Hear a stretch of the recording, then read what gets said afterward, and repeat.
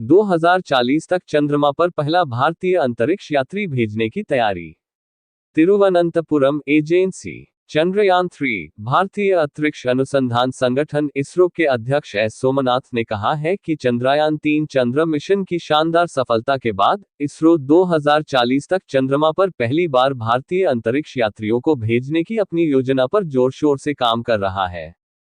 सोमनाथ ने कहा कि इसरो का लक्ष्य गगनयान कार्यक्रम के साथ अंतरिक्ष अन्वेषण में अगला कदम उठाना है, जिसमें 2 से 3 भारतीय अंतरिक्ष यात्रियों के एक दल को 3 दिनों तक पृथ्वी की कक्षा LEO में पहुंचाने की योजना है, जिसके बाद उन्हें पूर्व निर्धारित साइट पर भारतीय जल क्षेत्र में सुरक्षित रूप से वापस भेजा जाएगा।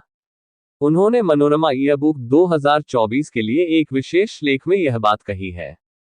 4 पायलटों को मिशन के लिए चुना गया। चंद्रयान 3। उन्होंने कहा कि भारतीय वायुसेना के 4 परीक्षण पायलटों को मिशन के लिए अंतरिक्ष यात्री के रूप में नामित चुना गया है। वर्तमान में ये लोग बेंगलुरु में अंतरिक्ष यात्री प्रशिक्षण सुविधा ATF में मिशन विशिष्ट प्रशिक्षण से गुजर रहे हैं।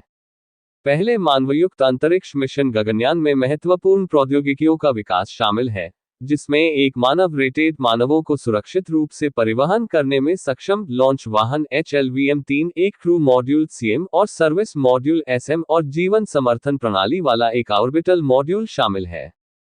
एकीकृत air drop test pad abort test और टेस्ट वाहन उड़ानों के अलावा 2 समान गैर चालक दल मिशन G1 और G2 मानवयुक्त मिशन से पहले होंगे।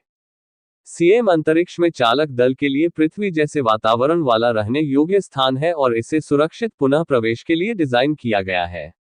सुरक्षा उपायों में आपात स्थिति के लिए क्रू एस्केप सिस्टम CES भी शामिल है।